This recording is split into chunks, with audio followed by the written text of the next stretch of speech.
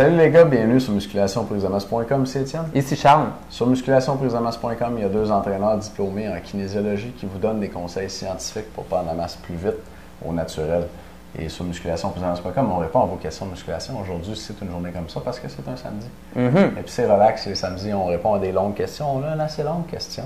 Et on va répondre juste à la première. On va toute l'année, elle est assez longue. Et aujourd'hui, avant de lire la question, comme c'est très long, je veux vous dire que c'est votre dernière journée, demain, pour profiter du plan alimentaire à 50%.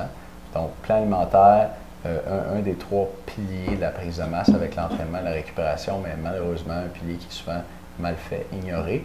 Et là, si toi, tu veux prendre la masse sans prendre de gras, il faut que tu manges juste la bonne quantité de calories. Puis on peut la calculer pour toi avec une méthode scientifique, une formule scientifique. Alors, je ne sais pas si tu vas en dire plus long. On en a parlé beaucoup cette semaine. Il y en a une vidéo qui en parle longuement aussi, puis l'information. Bien, si vous voulez avoir le calcul mathématique, scientifique, Étienne l'explique adéquatement dans son vidéo d'information. Donc, allez voir ça. Et sinon, si vous êtes le matin présentement, puis tu es encore en pyjama, bien, ça se peut qu'il soit encore le temps pour ma formation. Donc, à ce moment-là, ma formation 5 conseils pour te monter un bon plan alimentaire. Si tu veux voir ça, tu vas apprendre la clé numéro 1 d'un plan alimentaire qui fait prendre de la masse. Tu vas apprendre également un truc simple pour manger plus et grossir plus vite. Et tu vas apprendre aussi comment rajouter tes aliments préférés dans ton plan alimentaire. Si tu veux voir ça, viens me voir à la formation. Je t'explique tout ça. Yes. Papa? Peux-tu lire la question, Charles? OK, let's go. Donc, question de Élie, qui vient de Lyon, en France. Bonjour, Élie. 31 ans, membre avec nous.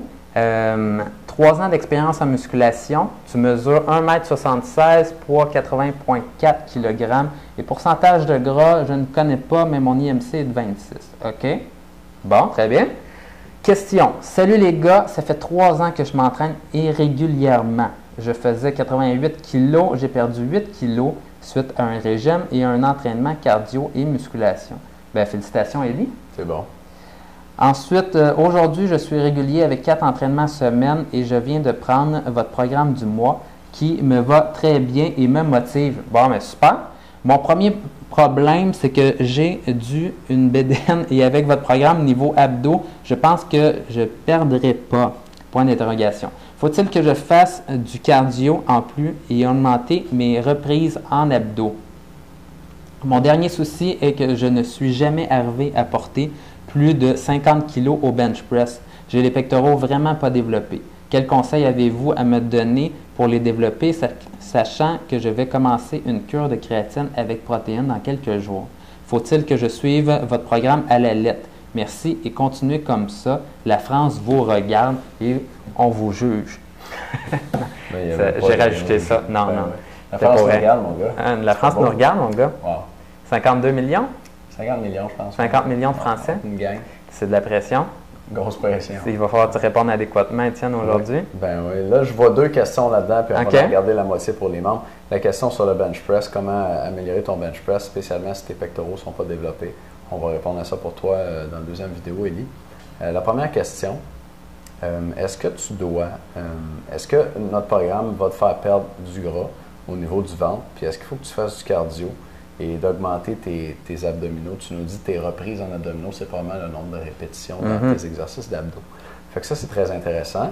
Puis dans le fond, là, on revient un petit peu à la base, puis on pourra répondre à tes questions après que je t'ai expliqué la base de comment ça marche pour perdre du poids. Je vois que ton objectif, c'est probablement principalement de découper, donc de perdre du poids. Et si c'est le cas, le facteur numéro 1 qui va influencer ta perte de poids, ce n'est pas ton entraînement, c'est ton alimentation. C'est très important de savoir ça. Il faut que tu manges moins de calories que tu en dépenses. Et pour ça, oui, tu peux t'entraîner plus, mais si tu ne touches pas à ton alimentation et tu t'entraînes plus, ce qui va se passer, c'est que tu vas avoir plus faim. Donc, il y a les mécanismes de la faim à l'intérieur du corps humain qui sont bien régulés pour que si tu bouges plus, tu dépasses plus d'énergie, tu es plus faim.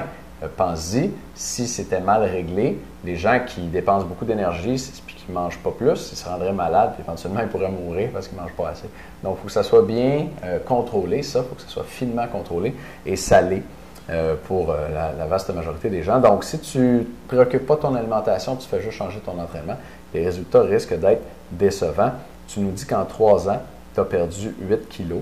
en t'entraînant quand même irrégulièrement, donc c'est pas si mal. 8 kilos, ça va faire approximativement 19-20 livres pour nous. 8 kilos en 3 ans, je pense que tu vas être d'accord avec nous, c'est pas spectaculaire. T'sais. Donc, certainement si tu avais été plus régulier, mais aussi si tu avais suivi un plan alimentaire pendant ce temps-là, tu aurais probablement perdu plus de poids. Donc, la première chose que je vais te recommander, c'est de suivre un plan alimentaire. Là, ça tombe bien, il y a la formation de Charles tantôt qui va t'expliquer comment t'en faire un bon si tu es avec nous samedi. Sinon, si tu as le temps encore, là, on n'est pas dimanche, on peut t'en préparer un. Ils sont à moitié prix, puis je t'invite à aller chercher l'information là-dessus en dessous du vidéo. Et que tu prennes notre plan alimentaire, un plan alimentaire ailleurs ou que tu fasses quelque chose maison, c'est très important de surveiller la quantité totale de calories que tu manges et de te mettre à en manger moins que tu en dépenses. Donc ça, c'est mon premier point pour ta perte de poids. Si tu veux, Charles, je vais continuer puis je vais te laisser parler pour les pecs tantôt. OK, pas de problème. OK. La deuxième chose, spécialement au niveau de l'entraînement, qu'est-ce qu'il faut que tu fasses quand tu veux maigrir? Bon, l'entraînement, chez les gens qui veulent maigrir, moi, je fais 3 choses avec eux. La première chose que je fais en ordre de priorité, je te dirais, c'est de l'entraînement en hypertrophie. Donc, de l'entraînement pour prendre la masse musculaire. Chez les gens qui veulent maigrir, il va y avoir peu de prise de masse musculaire, mais au moins avec un entraînement de ce type-là, puis un stimulus fort de prise de masse, on va préserver la masse musculaire qui est là.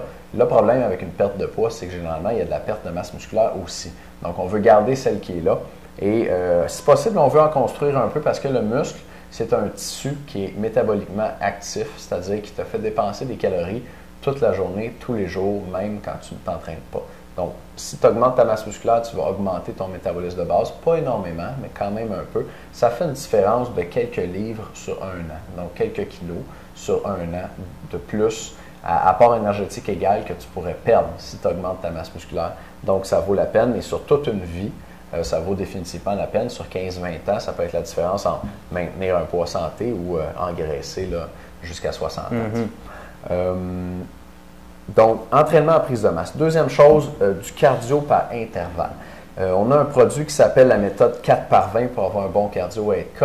Et c'est une méthode d'entraînement par intervalle. Il y a 4 entraînements par intervalle avec des méthodes différentes. Et ce n'est pas pour rien que c'est par intervalle. C'est parce que l'entraînement par intervalle, à temps égal, c'est le meilleur type d'entraînement cardio pour perdre du gras. Pour perdre du gras et perdre... Puis particulièrement du gras au niveau du ventre, qui est souvent un problème pour les gars. Hein. Effectivement. Donc, toi, c'est ton cas. Tu nous dis que tu veux perdre du ventre.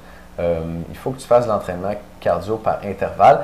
Là, ça fait déjà un petit bout que je parle. Je vais te suggérer d'aller voir sur Internet. Cherche des modèles d'entraînement par intervalle. Tu peux chercher aussi dans une boîte de recherche ici dans la colonne à droite. Tu tapes cardio par intervalle, tu vas sûrement trouver beaucoup de choses et il faut que tu en fasses 2 fois par semaine. Et ça, c'est toujours en ordre de priorité. Donc, 1, musculation en hypertrophie, 2, cardio par intervalle. C'est le minimum que je fais avec mes clients. Puis, on va chercher la plus grande partie, je pense, de ce qu'on peut aller chercher avec l'entraînement pour une perte de poids quand on a fait ça. La troisième chose que j'ajoute pour les gens qui ont beaucoup de poids à perdre ou qui veulent perdre du poids rapidement, c'est des séances d'entraînement cardio longues et lentes ou plus d'activité physique dans la vie de tous les jours à l'extérieur du gym.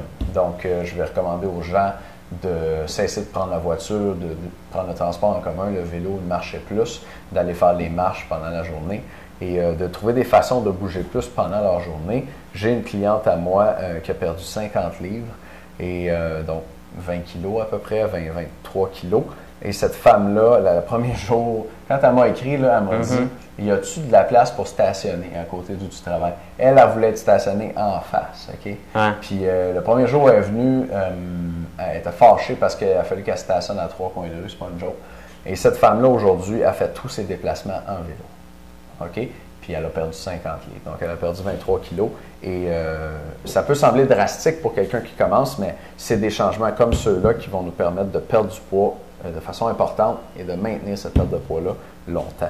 Donc, la troisième chose, encore une fois, c'est de faire des séances cardio longues et lentes dans ton entraînement ou de faire plus d'activité physique à l'extérieur de la salle d'entraînement. Voilà, ça fait le tour pour moi. Oui, rapidement, au niveau de l'alimentation, il faut perdre, si tu veux perdre 1 livre par semaine, il faut que tu coupes de ton alimentation 500 calories par jour. 500 calories, ça ressemble à quoi? C'est environ 5 tranches de pain par jour que tu dois couper de ton alimentation. Donc, il faut vraiment que tu regardes ça pour t'assurer de perdre 1 livre par semaine. Et bien sûr, si tu veux perdre 2 livres par semaine, c'est l'équivalent de 10 tranches de pain par jour de moins dans ton alimentation. c'est quand même des quantités considérables. Donc, des fois, là, on fait juste dire, ah, je fais juste attention, puis je devrais perdre du poids. Non, ça prend un effort au niveau de l'alimentation pour perdre du poids. Très bien. Bon. Alors, tu vas nous parler des pectoraux et du bench press? Oui, absolument. All right. Les boys, dernière. Exact. C'est la fin de semaine finale, finalement, pour les plans alimentaires. Si vous n'avez pas le temps de niaiser, vous voulez la solution idéale avec les bonnes quantités alimentaires, protéines, calories, on vous fait ça pour vous. C'est le temps ou jamais, 50% off. Information en dessous de vidéo et on se revoit dans un instant dans la vidéo pour les membres. Salut. À tout de suite.